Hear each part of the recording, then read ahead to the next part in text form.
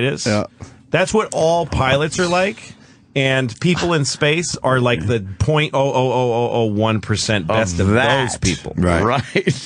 That's exactly what it was. That guy Sully, who landed the plane on the Hudson, steel nerves, he would have washed out. He would have never made it. Never would have made it to space. No. Yeah. Something fucked up there. Yeah. He would have been fucked. But meanwhile, in the plane, we're not going to make it. We're in the river. Yeah, exactly. We're going to try the river. We're going to try the river. We're going to try the river. That's literally what he said. Right. Wow. I like your boat. They showed the boat in the... That's a nice vessel. That's my summer. That's where I spend my summer. That's awesome. Yeah. And where do you go with that? I go up the Hudson River. Oh, okay. And then I go out to Long Island Sound. Oh, right. Was that Hell's Gate they call that? You can go out in the ocean, but the ocean's trickier. I'm going up... My experience... The river seems like... good at. Yeah. The river's nothing. But it seems like it's cool to explore and stuff, too. You know? It is a bit. It gets a little mundane up there. But there's some great places that you can easily anchor and swim when you get up past the Tappan Zee. And there's a few towns that you can, pull up to a dock and get ice cream, and my kids love it. And then the Long Island Sound, though, I went to Martha's Vineyard last summer and back. With the boat? Yeah. Oh, that's like the entire Sound, yeah. Yeah, you go out. How long does that take from where you're docked? You can do it pretty fast, or you can go. I mean, I went out there in about 4 days with the kids, and you stop in a bunch of places. And, the boat's you can eat on it and cook on it. So I just last summer I lived on the boat for about a month. Jesus Christ, I slept on it every night for a month, up the river, out the Sound. I just stayed out of the city. You just stayed on it for a month straight? Yeah, 2 weeks with my kids, 2 weeks without my kids. That's awesome. Just by yourself? Yeah, part of it by myself. Oh. Did you see Redford's movie where he's on the little sailboat? Yeah, I hated it. Thank you. I did too. It was a piece of shit movie. What a fucking, I kind of got, at the very beginning, with the shipping container and everything, I'm like, oh, okay, this is a little... but he dies. Well, yeah. You know that it's worthless. Right. Yeah, because they kind of popped that at the beginning. Because the movie starts with none of this worked.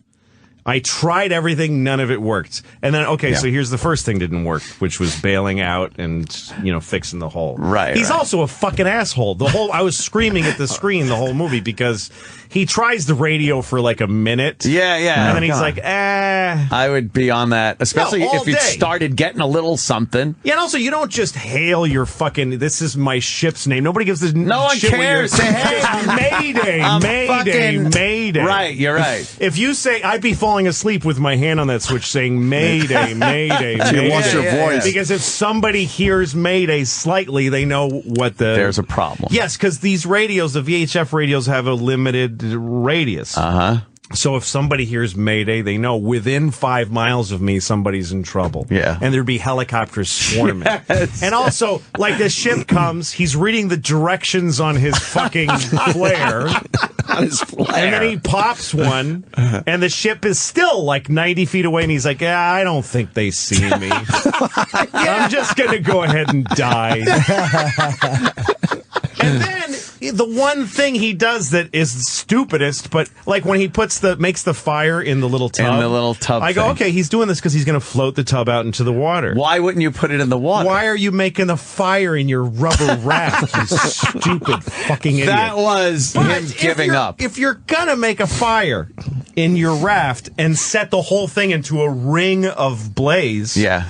There's a ship right there. Give it 10 minutes to see if the ship comes. Don't just fucking before you sink beneath. I'm going to go into water now. He really did just give up. Yeah. Too many times. And the guy that made the movie, what was his name? Robert Redford? No. He was like, the ending is left open to interpretation. Oh, is it? Did he die or did he not die? Was that the hand of the filmmaker's best friend? Right. I don't give a shit who it was. Stupid Hollywood. Stupid Hollywood trying to give you a little extra. Hope? Yeah? That's dumb. You say he's dead, right? Yeah. Yeah, I suppose. I mean, I hope so. I really hope that character's dead. He wasn't even being careful. I have on my boat, that guy's some kind of a billionaire. I have on my boat this plastic, looks like a Fisher-Price thing. Yeah. Everybody that comes on my boat, I tell them, if we're sinking, grab this and press this one big red button. And there's the beacon. And don't let go. If you press that button, fucking people will come and find the button. it doesn't. Yeah, and it's water sealed. It doesn't. It's an impervious to anything. Yeah, why device. didn't he have that? Costs about because he can't afford it. It's like a subscription of about $20 a year. Yeah. And the unit itself is about $118. You got a sat phone? Yeah. What? You got a sat phone? I don't have one yet because I haven't been out in the open water like that. Have only been in places where you could get I've lost like between Block Island and Martha's Vineyard is the longest expanse that I've done. Yeah. And you lose sight of land for a few minutes, like you're out in the open. And the ocean is hitting you broadside. It's hard. Yeah. But I've always gone out a little further than I'm comfortable with, a little at a time. Yeah. I go out and then I freak myself out a little and then I come back. But now I can get to Martha's Vineyard on my own, so I know how to do that. That sounds awesome. Reading charts, are you? Yeah. Reading charts. Reading some charts. I always keep that. I mean, I have a GPS. Yeah.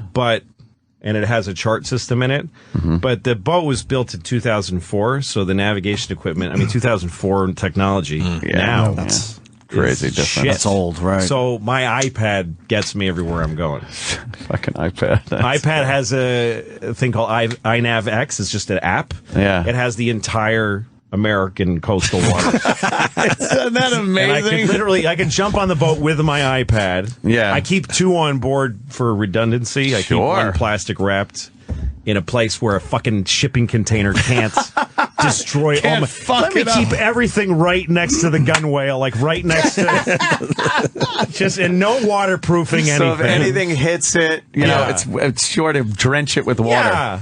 It's like keeping a coffee cup on your fucking laptop. He's the biggest asshole. Eventually it's going to tip over. But yeah, my iPad can get me anywhere I want to go. That's awesome. Isn't that amazing? Because it's not very long ago you needed that stupid fucking star thing and charts. Yes. And you're I keep the paper charts and I use the Ritchie compass, which is a basic compass. Yeah. So I keep referring to those because I do think at some point if all the shit shut down on me, I can do it. I could get myself home from anywhere using the markers that are in the water and a compass and a chart. Can't they get like a fucking satellite thing of that so you'll never lose reception? Isn't like a satellite instead of a satellite but you phone? can lose power. GPS, there's all kinds of stuff that can happen.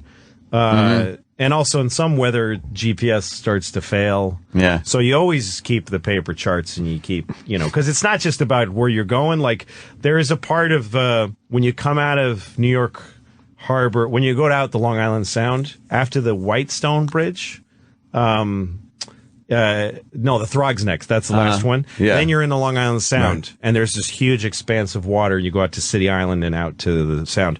I didn't read the chart right the first time I did it, and I went flying through this big, and there's no other boats except for little fishing boats, and all the guys are looking at me, like kind of shaking their heads. What is he doing I've got here? this big fucking boat with a 5-foot draft. You don't belong there. No, and then I look through it because you can't tell from the surface. Underwater, there's rocks that are like within an inch of the surface. Holy shit. And there's just, Should have put a 13-year-old blonde boy on the front and let him navigate for you and then hit a rock and you could have molested him when the fucking Catherine Hepburn came with a sandwich. Exactly. But I know I was just very lucky that I flew through there without destroying. I easily could have destroyed the boat. Jesus. It gets scary sometimes in a little bit of weather when the boat slams down. You get that bam, it's bam, brutal. Bam, and it's like really loud, and you're thinking this thing's gonna break. Yes, it's gonna break. No, I've had a few times on the boat where I've thought I'm gonna go home and I'm never doing this again. Wherever I dock this thing, I'm going to put a sign on it for sale, and I'm going to take the train home. You got a little scared a couple of times? Sure, very scared. Yeah. The first time I went to Block Island, I scared the shit out of myself. Really? Was the weather nice, or was it just it's too the tide. big? The waves were enormous for me. Oh, right. I thought they were like 4 or 5 foot waves was probably like 2 feet. But it's rolling, a lot of rolling. And you're slapping up and down. You don't feel like you're moving. And Block Island is like this little sliver of brown, and it looks so far away. That. But this is why sailors drink, because then you get there and you're in this calm. You go into the protected cove and it's calm, and you throw an anchor and you're okay now. And you just want Relief. Like a whole bottle of whiskey. A whole Like bottle a of whole rum. bottle of whiskey. Yo ho ho, and then were you wanna- dreading the ride back? Were you like, oh fuck, Yeah, then I the gotta next leave day this as I'm safety? getting ready to go, I realize I'm starting to breathe heavy. And I'm starting to a little this is anxiety. gonna fucking suck. Yeah. But I've done that so many times. Like, there's a place called Plum Gut where you go from Long Island Sound into the ocean, and those two bodies of water meet in this bizarre end of the world looking roiling. Wow. It's two different currents, and they meet like in a line, And you got to cross over. and you have to cross over that line. And there's a little thin. A narrow little channel with rocks on one side and all these hazards. Just danger. And your propellers can't really find the footing because there's all this spinning currents. Yeah. So you just kind of have to hope through it. And the first time I did it, it scared the living shit out of me. And I was alone, just yelling loudly out loud in my boat. I would have But loved now I know to hear Plum that. Gut. I just know it. Yeah. Yeah, you it's become nothing accustomed. Now to it's it. easy It's for like you. Cape Horn. Yeah. For you, it's You want to take a nice spin around there, fucking by Somalia? See what happens? yeah.